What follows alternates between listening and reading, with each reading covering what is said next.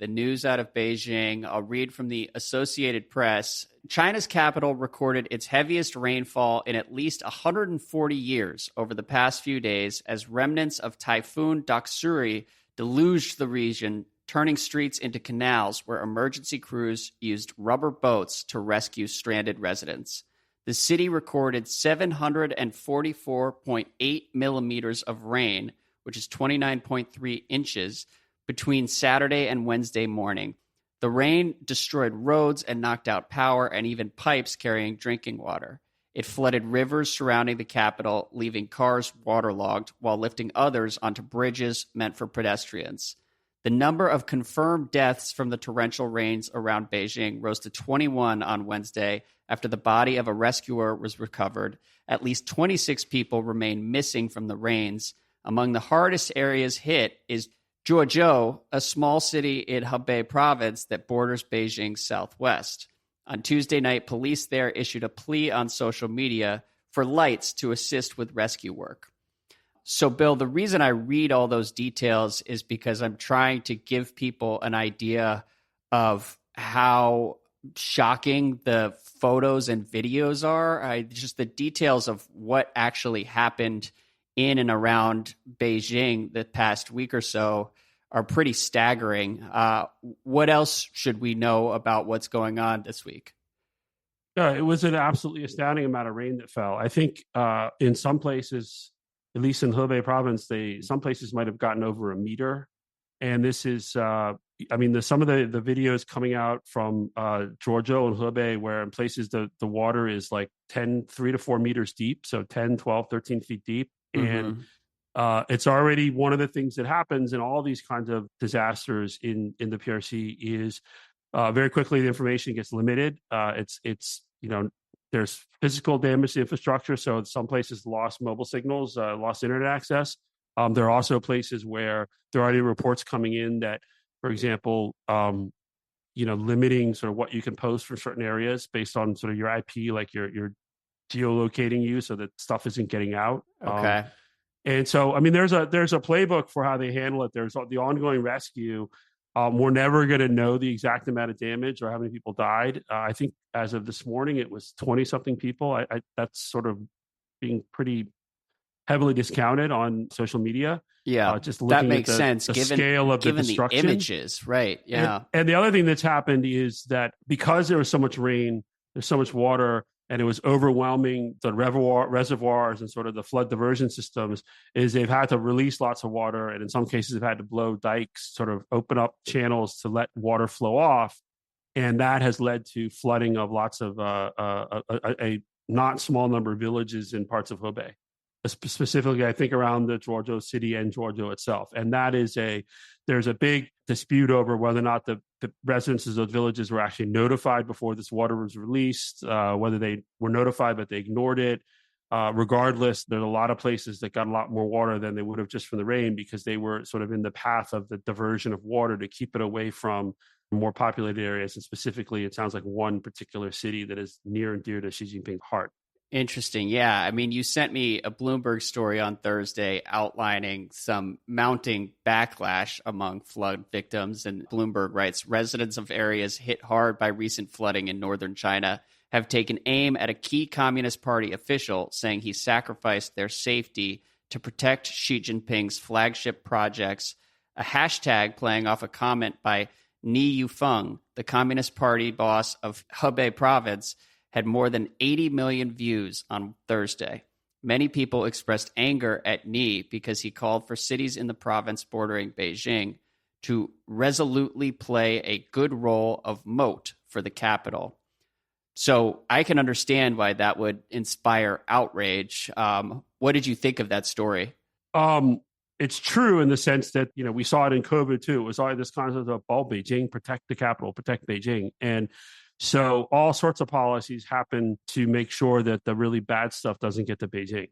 And so there's no question that is how officials, especially, Beijing is actually surrounded by Hebei province. And there's no question that is always a role for Hebei, is to make sure that it can help protect the capital.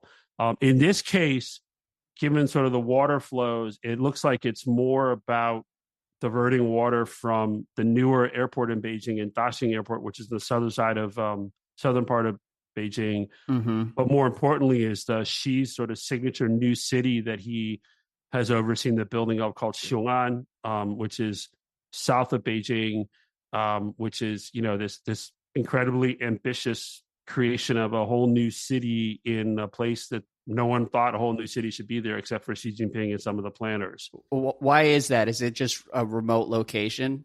It's remote. There's not a lot of water. Well, I mean, there would be water now, not to joke, but they're generally, I mean, part of the thing here too is, I mean, one of the reports said, at least in some areas, they got more rain in 2 days or so than they get on average in a year. I mean, a lot of these areas tend to be quite dry. It's unbelievable. Yeah. No, it's astounding how much rain they got. And no government could handle the volume of rain they got without some pretty significant flooding. And so this was about, in many ways, this is about choices and how do you, like, who gets a short straw in terms of where you divert the water to. And so, but the Xiong'an project is interesting just because it is it's really creating a whole new city. It's supposed to be this modern city, and it's part of Xi Jinping's, a vision he's put forward to return Beijing to sort of its more core functions as a capital city and move lots of enterprises, state-owned enterprises, educational institutions, et cetera, out of the city to relieve congestion and relieve pollution. And so they built this new city. And it is very modern. They've added like high-speed rail from Beijing, good roads. It's a short commute. Nobody wants to go, right? And so even I think I forget the exact date. I think it might have been in May or it might have been the April Politburo meeting. They talked specifically about Xiong'an, and basically the message was y'all got to go, right? So because all sorts of state-owned enterprises, other government bodies. I mean, no one wants to leave Beijing because back to the earlier discussion about sort of the mentality of protect Beijing. Beijing has the best resources for everything. Beijing has the best schools. It has the best hospitals. Yeah, this does take me back to COVID. Yeah, right. And so if you're leaving Beijing, you don't want to take your kids to some place that has a new school. It's not the Beijing schools. It's just like it's a whole sort of forced migration of, frankly, some institutions and people who were part of a pretty privileged class in Beijing. And so anyway, that's a longer discussion around Xiong'an. But so one of the bits of anger that is bubbling up is on Chinese social media is just this idea that, these people like in Zhuozhou, these poor people who are being inundated, one of the reasons was to protect this Xiong'an city, which is basically empty because it's Xi's pet project. Yeah. And of course, ironically, the other thing people are pointing out is about 2 weeks ago, one of the many bestsellers that have been written under Xi Jinping's name is that a new book came out that was on Xi Jinping's discourses on water management. Oh, wow. So, of course, people are sort of like, so does this book help us with the flood? Yeah. Or does this book hurt us with the flood? What do we do? I mean, obviously, obliquely, because you can't, but it is, it's bad. I mean, not to make light of it. It's a real disaster for a lot of people. And it's also, it's going to hurt crops.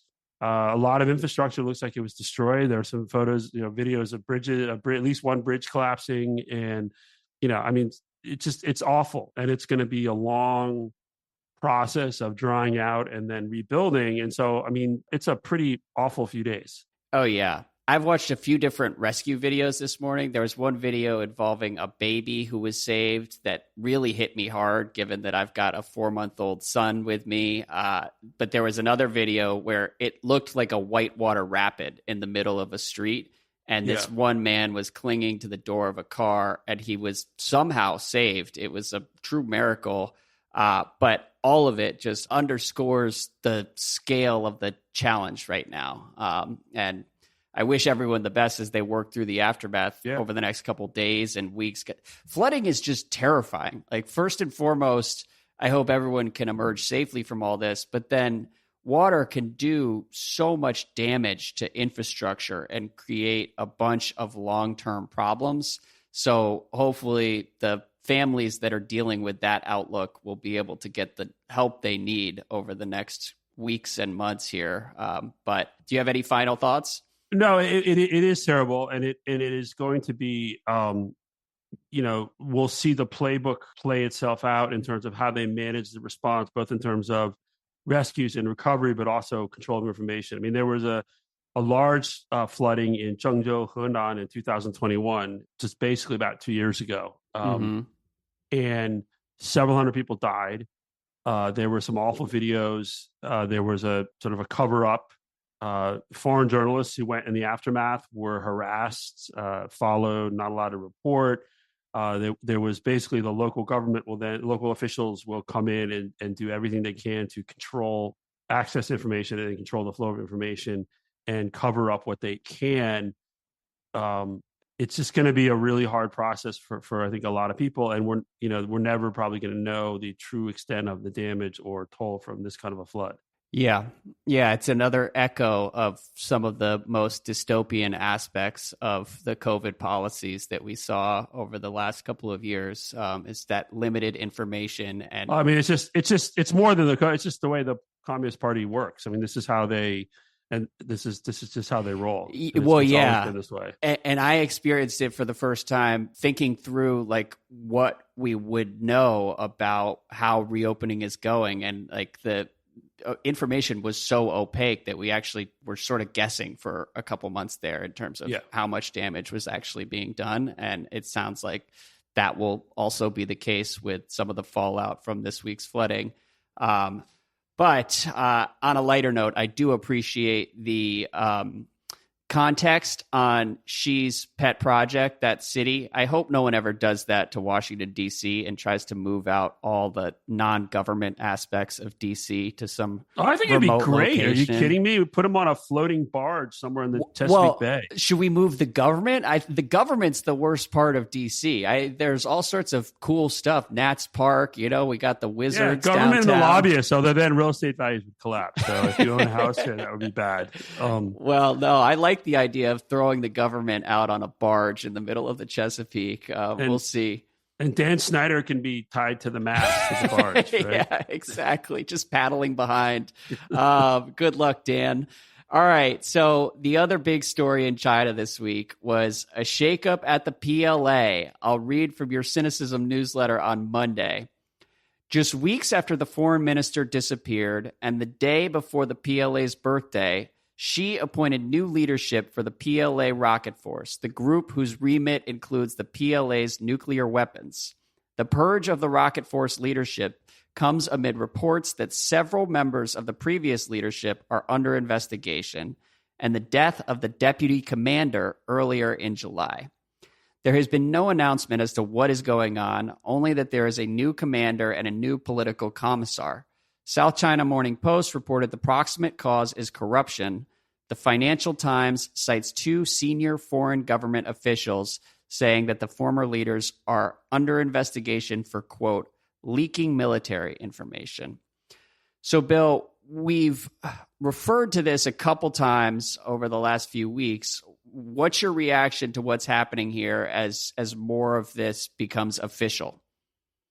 So first, I should correct something in the what I wrote in Sinocism earlier this week. It was the former deputy commander who died. Okay. And we don't know why he died.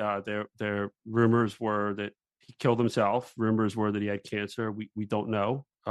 His daughter has posted something online, basically saying he was sick. But again, it sort of feeds into this broader rumors that have been swirling around the PLA Rocket Force for at least a month, which are clearly something has happened, because this kind of a change in leadership is again, they don't say the other people are in investigation. They're just gone. They're just basically like there's new leadership.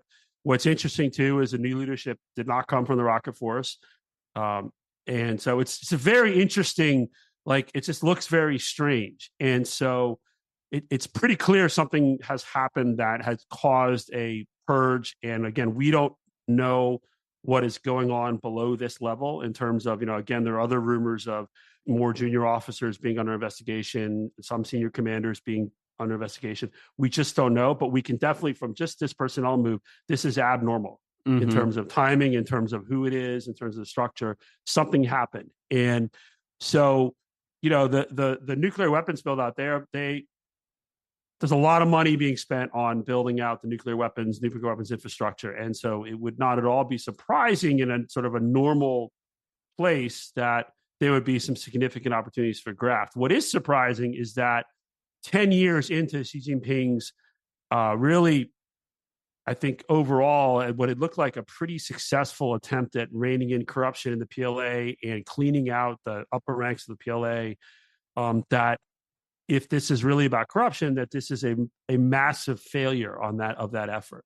And really, one of the first sort of obvious signs of, again, if it's about corruption, one of the first obvious signs we've seen of that campaign not being nearly as successful as it has been portrayed publicly is this. And you really, when you look at what sort of Xi's priorities are, it's pretty remarkable that it's in this rocket forces, which is really where, I mean, especially the nuclear weapon side, it's a hugely important strategic priority for Xi Jinping and the PLA. And so we're still left scratching our heads what's really going on, it could be corruption. It could be, one of the rumors had it that the now removed commander, his son has been in the U.S. and his son was leaking information to foreign intelligence. I mean, you never know. The other rumor, again, linked up that Qin Gang was involved, the former foreign minister, because he helped his son in the U.S. I mean, there's you got to be really careful. These rumors really get a life of their own. But the rumors around the rocket force, at least it's interesting, is that, again, where there's smoke, in this case, there's fire. Something's going on. And then, of course, I think it is important to look at the sort of context of the Russia invasion of Ukraine, where we see, of course, that there has been tons of corruption in the Russian military that has been significantly corrosive to the Russian army's ability to fight. Mm-hmm. And so that would have to be, I will guess, a lesson for Xi and the PLA in terms of the risks from corruption. And then this just sort of blows up in their faces a year into the Russia-Ukraine war. And it really, I think, will lead to a prolonged period of investigations, witch hunt. I mean, again, you just can they be sure that the rockets are going to go where they're supposed to go when they need them to go somewhere? Yeah. Honestly. I mean, we talked a month ago in the shadow of the Russia attempted insurrection, whatever the hell happened there. We talked about the corruption 10 years ago under Xi, where people were spending money to ascend the ranks and then trying to make back their investment by abusing that power in different ways. And if that's how people are getting promoted within the military, then it shouldn't be surprising whatsoever that military readiness and or effectiveness is not great.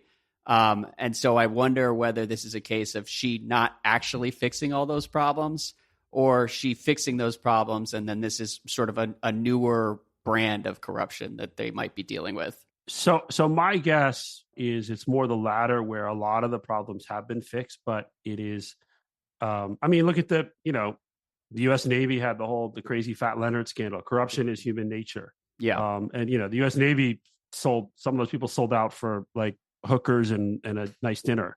I know, honestly, I mean, people don't necessarily need a lot of money to be bribed to be corrupted.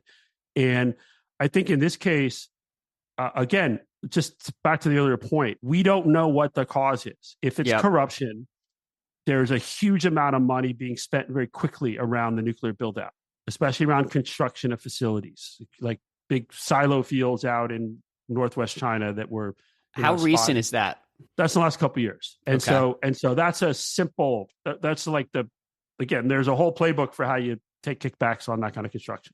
Super easy in the old days. The other thing, though, is I think that we have seen in other cases over the years where people have gone down for corruption, and officially it's been about corruption, but it's also been about selling secrets. Right. And so we just don't know whether or not the investigators inside China know. I don't know. I don't know if we're ever going to find out. And even if the top leadership of this rocket force who appear to have been purged, if they do get arrested, sentenced, there should be an official announcement. The reasons given may not be the real reasons, right? It'll be of course, even if foreign espionage is involved, they're going to say corruption. They're not going to say, most likely, it's unlikely they'll say, we were riddled with foreign spies who now have all of our nuclear secrets. Right. Not saying that's what happened. So, but it is, I think, from the perspective of what's been going on, it's a very much, Xi Jinping comes out of the 20th Party Congress. He gets what he wants at the 20th Party Congress in terms of personnel. end zero COVID, dynamic zero COVID, right? It's been a difficult year. There are a lot of people died from COVID.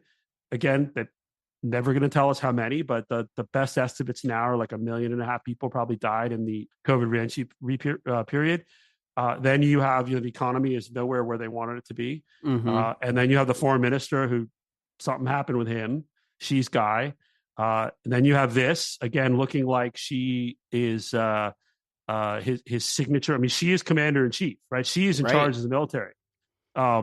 There's like the commander in chief responsibility system. Technically, this is his problem, right? He's responsible because not only that, it's been his signature. I mean, Xi Jinping economic thought is not faring all that well these days. No, so in a normal time, and then you have the floods, which are terrible. So in a normal, and now you've got the北戴河, where we'll talk about that.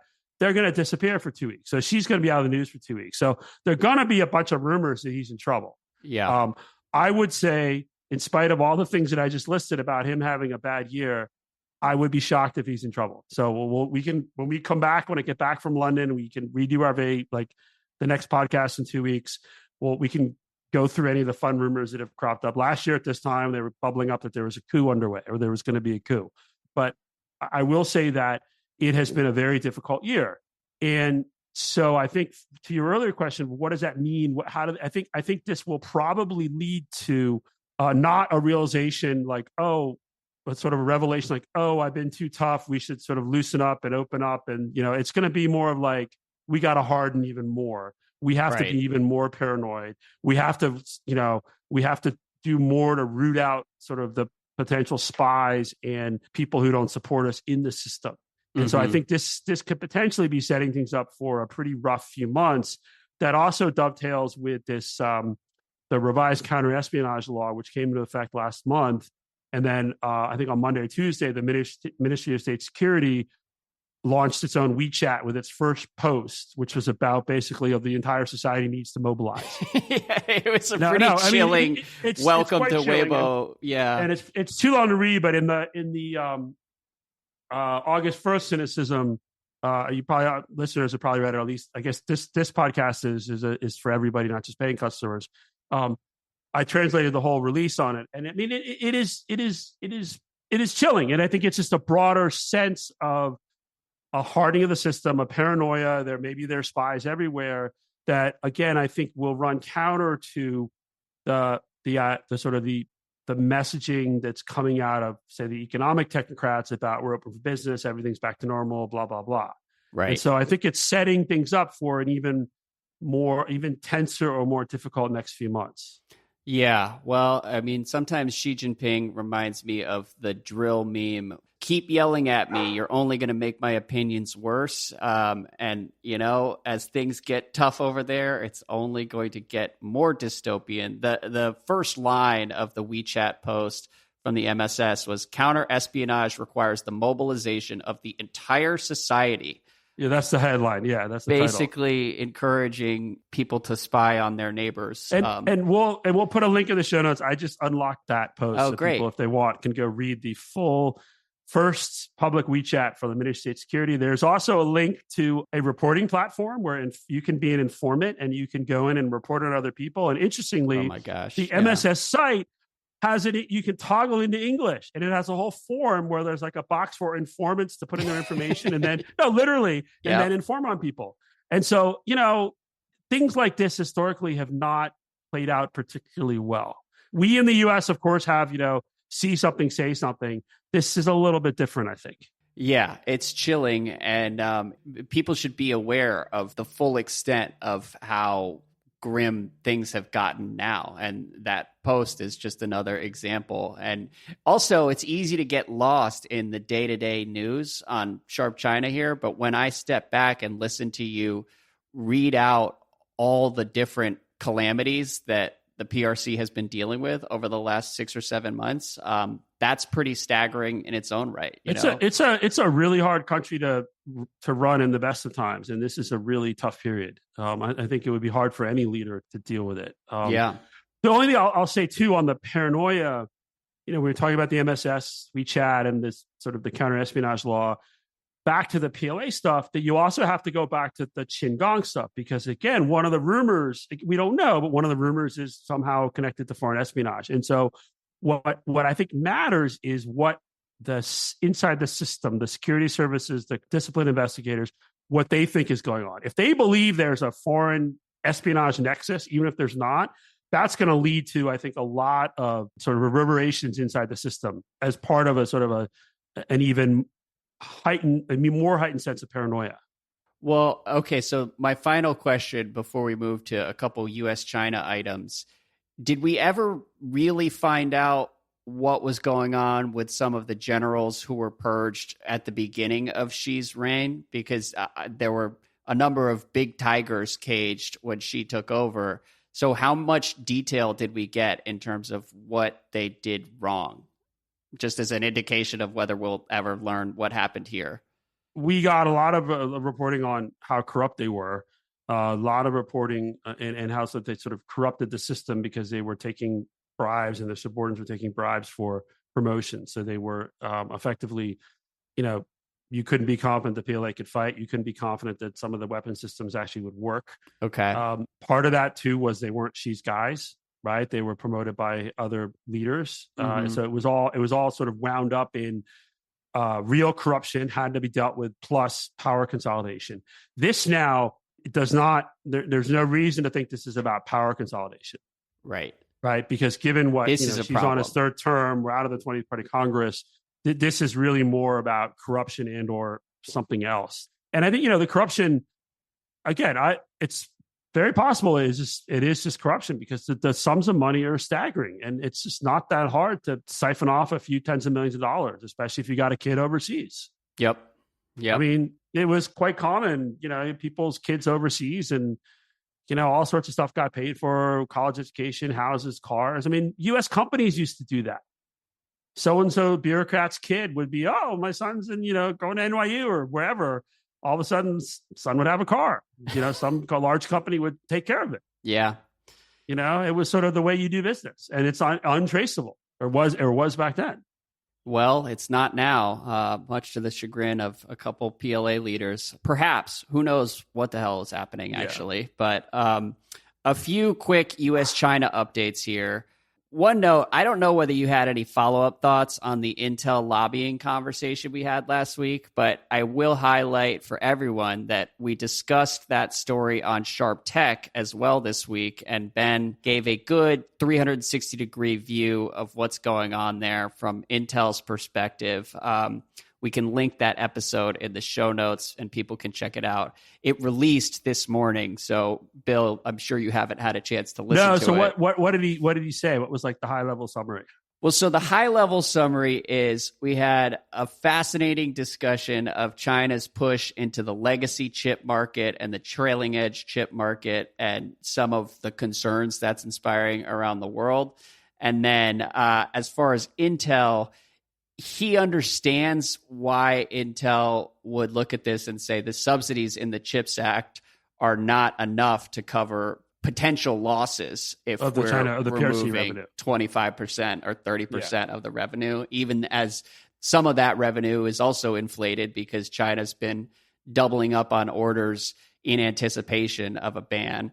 At the same time, he did say that he finds some of the public comments pretty distasteful. So again, there's a lot of nuance to this particular story. And I will say we have a wonderful group of Sharp China listeners, including some senior executives in the semiconductor industry. And I heard from one, had a long conversation after our podcast release last week, who called to assure me that there was no such sort of campaign as had been rumored. We talked about this, sort of the rumor that was going around DC about some efforts to change the narrative. And this person said that rumor is wrong. Okay. And, it is DC. It is very interesting that some version of that, again, like Beijing, these rumors go around. And the fact that they're out there is kind of interesting. It is interesting just because it's part of the firmament. And so, but they assured me that none of that's happening. And I think that I will say also, though, I think what's clear from that meeting a couple weeks ago or whenever it was that the chip companies had with senior officials from the Biden administration is that the October 7 controls are not going to be rolled back. What really is in play is whether or not some of the loopholes and some are plugged, and how they're plugged, if they're plugged, and whether or not there are any more restrictions. And I think that the semiconductor industry probably will be able to blunt some of the more hawkish attempts inside the information to really plug the loopholes in a more significant way, or to impose new controls, would be my guess. But I don't, that's a guess, slightly educated guess. Well, it should be interesting to watch, and whether if the rumors that some of the chip companies are pushing for removal of certain national security people or think tankers, if those rumors are unfounded, that's great. I think regardless, the tension between the self-interest of American firms and potential interests of the American government that's going to remain relevant for years to come. And it highlights why decoupling is so difficult and or impossible in certain contexts. And one thing I'll say is the PRC behavior matters, is because I've learned that, the October 7 chip controls, which I think were surprised most of us in their scope and severity, were the reason they were able to be pushed through was because of the PRC reaction to the Pelosi visit. And that there was such a, from the perspective here and in other capitals, there was such a sense that the PRC was really overreacting, and there was so much, oh my God, maybe this could become a real crisis, and maybe they're really serious about invading Taiwan at some point. That was a very much an enabling of the more hawkish folks to say, hey, we've got a package, and it blunted any efforts to lobby it down or whittle it down, because nobody wanted to stand up and basically, in the face of what the PRC was doing over Taiwan, they just didn't have the juice to push back. Yeah. Well, and I also think all of it was happening in the shadow of Russia invading Ukraine and the whole world being semi-caught off guard by Putin actually having the audacity to do that. And I think that opened a lot of eyes in Washington. That did. And then specifically the Pelosi visit and the reaction. And so, and barring something that the PRC would do in the next few weeks or months, I think that momentum has shifted so that there really is going to be harder to do. And I could very well be wrong, but I will just guess that it's going to be harder to do something even more sort of onerous on the semiconductor industry in the near future. I mean, you've seen that a bit, I think, with the long rumored investment screening mechanism, which has effectively been lobbied into near meaninglessness from all reports. So we may find out. The latest report is it might come out this week or next week. So maybe, it's every month or so there's a report that's about to come out. So maybe this will be the month. There you go. Well, maybe you'll jinx it into existence. You'll get sick every time you go on vacation. Maybe there's big news as you hit vacation here. And speaking of tech intrigue, there was also this story. We don't have to go very far into it today. I'll read from the lead of the New York Times this past weekend. The Biden administration is hunting for malicious computer code it believes China has hidden deep inside the networks controlling power grids, communication systems, and water supplies that feed military bases in the United States and around the world, according to American military, intelligence, and national security officials. The discovery of the malware has raised fears that Chinese hackers, probably working for the People's Liberation Army, have inserted code designed to disrupt U.S. military operations in the event of a conflict, including if Beijing moves against Taiwan in the coming years. The malware, one congressional official said, was essentially a ticking time bomb that could give China the power to interrupt or slow American military deployments or resupply operations by cutting off power, water, and communications to U.S. military bases. But its impact could be far broader because, according to U.S. officials, that same infrastructure often supplies the houses and businesses of ordinary Americans. And it goes into more depth about some of the concerns that government officials have regarding this malware. I'm not sure what to make of that story. I'm not sure whether you've had any conversations in the wake of its publication, but it's obviously pretty unsettling, and I just want to put a marker down, and I imagine we'll be revisiting it. It is. I think a couple of things. One, it sounds like that was part of this Microsoft vulnerability that was exploited. I think it would speak to the need for more secure systems. Mhm. One, two.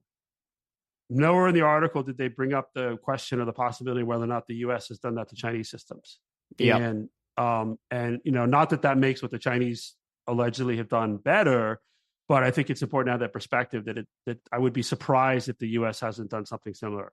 And frankly, probably they would consider them negligent if they both see each other as adversaries. Interesting. Yeah. Isn't this what you do? Look at Ukraine. I mean, again, this is another thing from what bits have dribbled out publicly from the Russia-Ukraine war is sort of all, the attempts by the Russians to do stuff to Ukrainian systems, the way the Ukrainians have fought back in the cyber realm, with a lot of help from the U.S. Again, I think that the U.S. I'd be pretty surprised if the U.S. doesn't at least have the same capability or hasn't actually done something similar in China. That's a guess. I have no idea. Totally. Well, that's my regular guy assumption as well. As a non-NatSec, expert, I am under the assumption that everyone is hacking everyone at all times. So we should be concerned about this, but this is not just like oh my God, China bad. This is like, the U.S. better secure its systems better, because in Microsoft, if they're if they're where the exploit was, they better improve their systems, because this is just going to keep happening. Right. If it's not China, it would be Iran, or it'd be North Korea, it'd be Russia. I mean, a long list of countries.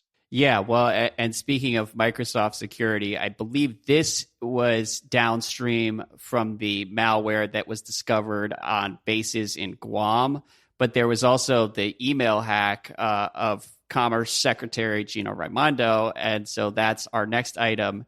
Gina Raimondo is planning to visit China in late August, according to people familiar with the matter, part of the Biden administration's effort to reduce tensions between the world's two largest economies. That was from Bloomberg this week. Do we know anything else about this trip? Anything we should keep in mind as she heads over there? I mean, the only thing is, so far Bloomberg reported it, but it's also other people have talked about it. It's just that there are very limited expectations for any deliverables, and that I think the Bloomberg piece did mention that the secretary was kind of wondering why go if I'm not going to get anything, like my predecessors basically got nothing when they went, or not my colleagues, not predecessors, my colleagues, Secretary of State, Secretary of Treasury, Climate Czar Kerry. They basically came back with little to nothing in terms of deliverables, and so I think that the Commerce Secretary, again, it's a valid question. I think that the answer is that the president wants her to go, so she's going to go. Right. There has been another this week. If you remember when Blinken went, there was a big hubbub online. I think we talked about it in the podcast when he got off the plane. There was no red carpet, there were red lines, and he was greeted by a quote unquote junior official. A lot of great Twitter. Yang Tao, who was the head of the North American, the Director General of the North American Department, what's it called, MEDAS, at the Ministry of Foreign Affairs. And, of course, the commentary was wrong. It was like normal protocol, whatever, but that's sort of, there's reality, there's uproar, right? It's sort of not always the same. Mm-hmm. So actually, this Yang Tao has been in DC this week, and he met with the senior State Department official who deals with China. He met with the senior National Security Council director who deals with China. And then he also had a meeting with the senior Department of Defense official who sort of deals with China and Asia. And so that's interesting. I think the U.S. also extended one of the outcomes of the Blinken visit in June was that Qin Gang, then Foreign Minister Qin Gang, was invited to visit the U.S. And the hope was he would come August, September timeframe as part of this sort of putting the floor to the relationship, but also as part of laying the groundwork for Xi's visit to APEC in November. And obviously, Qin Gang is not coming. But we get a Wang Yi? Wang Yi, who former foreign minister, now again foreign minister, the U.S. issued an invitation, according to the State Department press officer, at this visit from Yang Tao this week. So we don't know any of the details, but the U.S., it looks like that sort of foreign minister visit from the PRC is likely back on in the next, I would guess, 6 to 8 weeks. Okay. So there may be a reciprocal visit after a procession to Beijing. I did ask someone at the State Department if they'd offered diapers or baby formula to send back to the former foreign minister. Sort of congratulatory whatever he needs. Yeah, take care of him. Because you never know, right? Where we don't know. Sorry, I shouldn't make that joke. But I mean, again, rumors. We don't know if that child is Qinggong's, but that certainly is Bill, even as a people new who dad. Well, let me just say though, even people who when the Qinggong really like he was removed, there were people I talked to who were very well dialed in and have very good sources who insisted that it was a health reason, nothing's going on. In the last few days, they've all been like, yeah, I think the kid's real. Something's up, right? Something's going on. So I'm more confident now that whatever's going on in Qinggong, part of it does involve this young boy and his mother. Interesting. But again, we don't know for sure, but I think I'd be willing to put a little more money on it than I would have a week ago.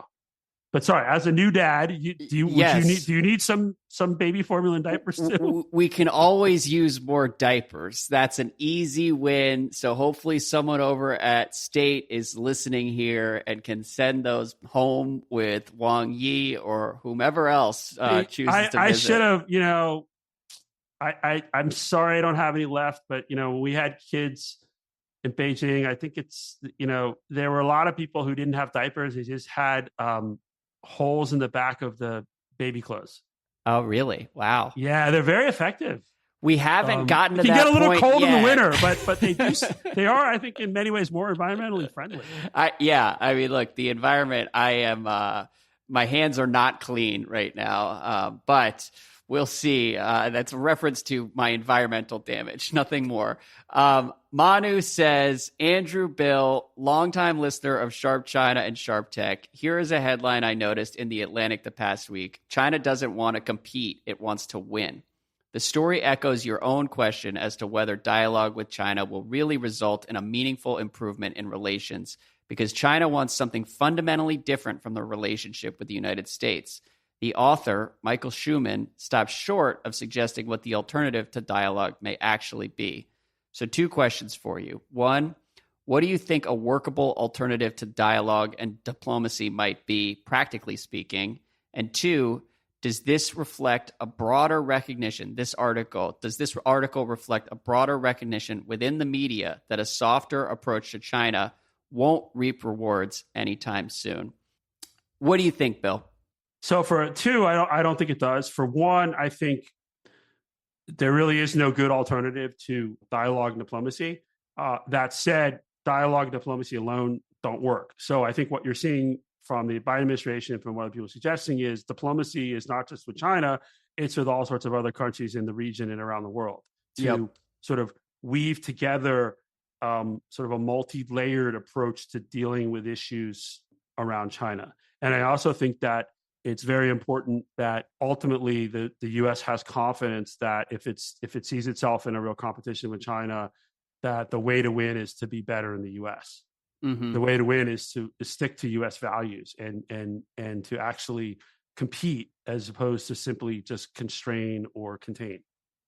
So in terms of alternatives to dialogue, if we did not play ball, as China is, withholding meetings until X, Y, or Z happens, are there consequences to that decision? Because I think that would be practically speaking, obviously nobody wants to go to war, either like a Cold War or a hot war. But the intermediate option would be to say, we're not going to indulge this ransom type approach to just basic engagement at the diplomatic level. I mean, I think, and we've talked about this on prior episodes, it's always better to be talking. The question is, what price do you pay for those talks? And so if you defer or stop doing things that make sense from your interest to get a talk, to get a meeting, that's a mistake. If you say, we'll keep talking, but we're going to keep doing what we think makes sense because we're unhappy with XYZ or our allies are unhappy with XYZ, that's fine. And there are different ways to engage. Engagement just to engage and basically saying, okay, we're going to not do a bunch of things so that you'll let so-and-so go visit Beijing. That, I think, is a mistake. And we, at present, are not totally clear on what exactly has been withheld or what concessions have been made. Is that right? We're not clear on what, if any, concessions have been made. That I think is a fair statement. Okay.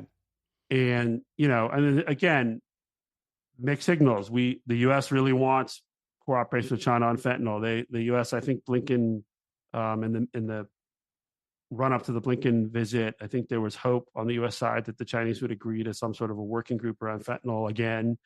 And then the Department of Justice went and issued some indictments, and I think there were some sanctions. And so I think that, there are different parts of this government have different views. And so that certainly the DOJ wasn't waiting around for a working group. They were just going to do what they wanted to do or needed to do. And so, but I think, again, it's just the broader lesson is we're not going back to where things were. And I think that increasingly is most people get that. There are some folks who are still sort of pushing to sort of go back to the old days of engagement, but they're fewer and further between now, and they're just not really taking that seriously anymore. Yeah, well, and to his second question, does this article reflect a broader recognition that a soft approach to China won't reap any rewards? Well, the question within the media, I mean, I think in the folks who spend more time sort of looking at China, I think it does recognize a broader recognition that there is that the ways of the past didn't really work. Yeah, the media is unclear. Depends on which media you're talking about. Yeah, well, there's just a broad spectrum of opinions out there, and I actually think that's pretty healthy. Like, there's a lot of debate as to what the best course is. Groupthink, in spite of the groupthink hysteria of a few months ago, there isn't groupthink in the U.S. Yeah. If you want to look at groupthink around the U.S., I could point to another country that has a lot of groupthink about the U.S., at least in official media. Yeah, certainly at the party level. That's not the case here, as much as I think people found it to be comforting or thought. I mean, the fact that people could argue that there's groupthink means that there's not groupthink. Right. It was an easy column to write. And just for anybody who hasn't been listening to us all year, back in March or April, there was a streak of like 4 or 5 straight weeks where there was a new editorial every other day about groupthink on China in Washington and why it was so concerning. But to your point, those drove me nuts because I'm in DC. I talked to lots of people. I had no idea. I mean, I didn't see it. I mean, I saw emerging sort of clustering of views around certain things, but they were not coerced. And there were plenty of people I talked to who were, I mean, again, it was an exaggerated, caricatured case that fit really well in parts of the media ecosystem.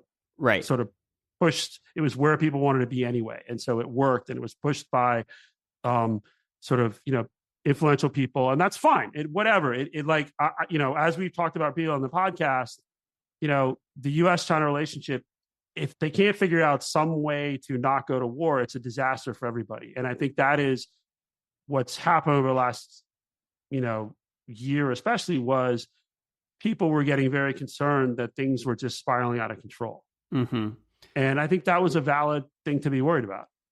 Oh, absolutely. But there's only so much one side can do. It. We should all be worried, but you also have to recognize that there's only so much one side can do.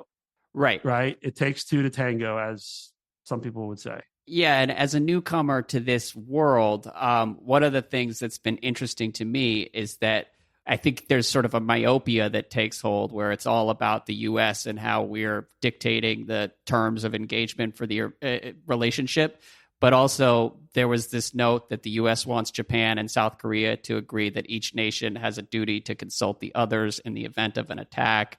And Washington is pushing for a historic joint statement at Camp David this month. That sort of thing would not be possible if people in South Korea and Japan weren't equally concerned by what has changed in China over the last 10 years or so.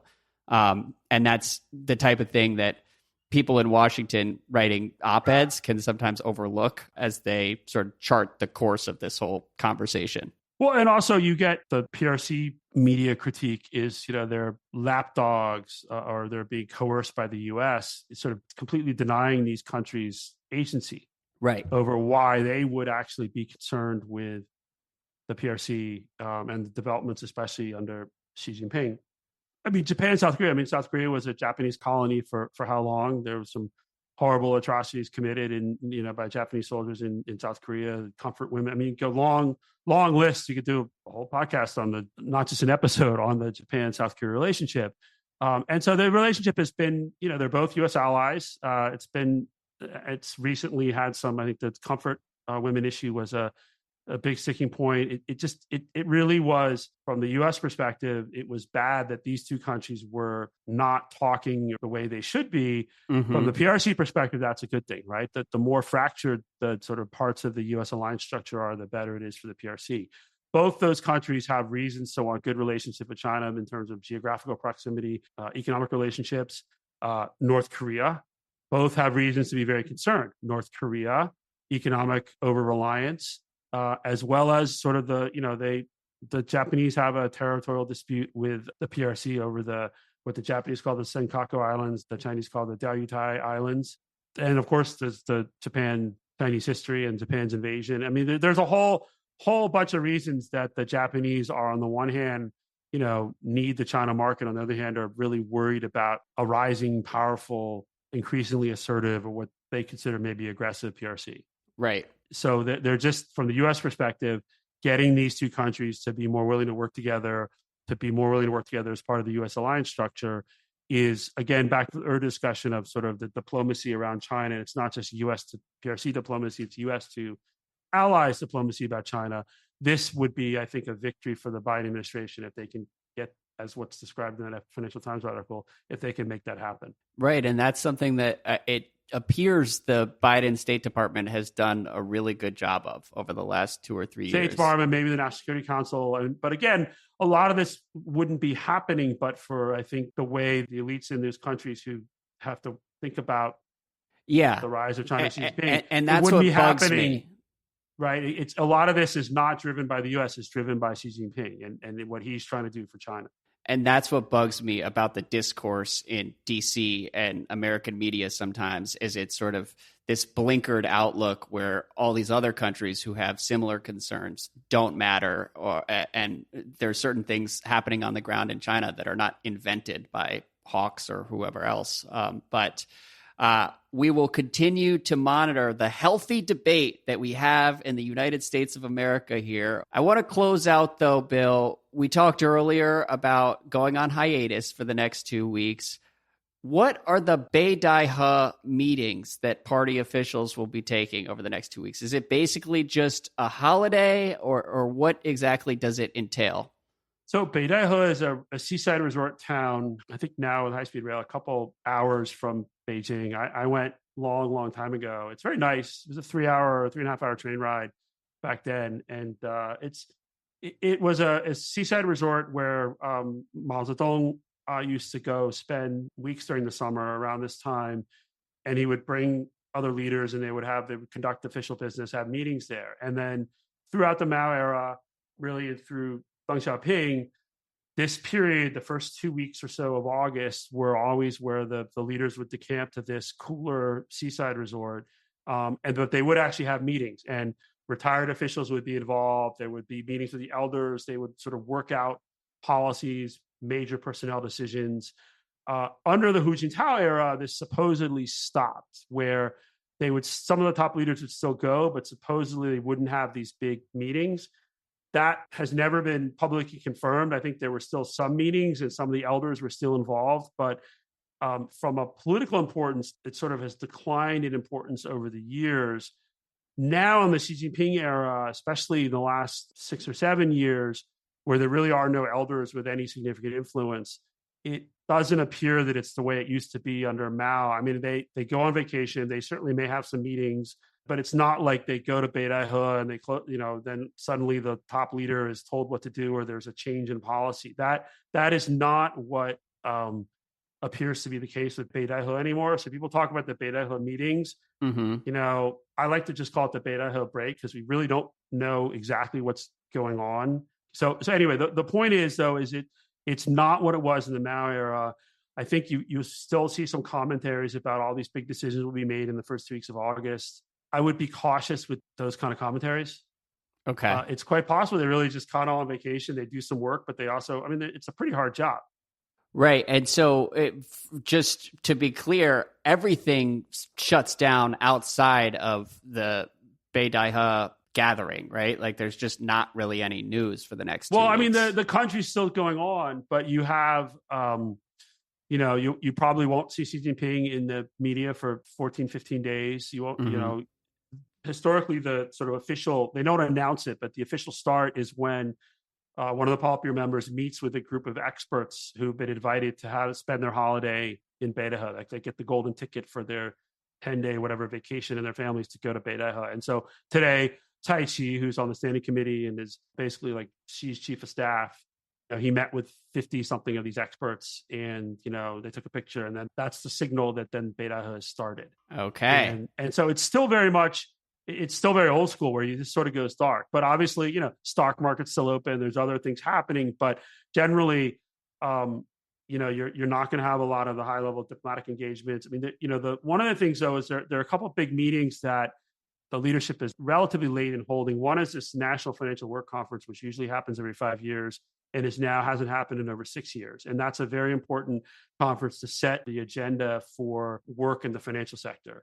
And then there's also usually every 5 years, there's a big meeting, like a central meeting on foreign affairs work. And the last one was in June of 2018. Not that these are going to happen during北戴河, but it's quite possible those happen soon after北戴河. So there would be some preparatory work being done. It's not like lots of people just stop working. Okay. So they're not just off the grid and closing the laptop for 2.5 weeks or whatever. Right. I think that's not what's happening, but it's also not like there's some sort of mysterious meeting of the elders who sort of tell Xi Jinping what to do. Right. I think we're beyond that, because I have no idea which elders could actually tell Xi Jinping what to do at this point. And I think Xi Jinping had seen how elder retired officials had influenced his predecessor and made sure that they were all effectively neutered by the time he got to his third term.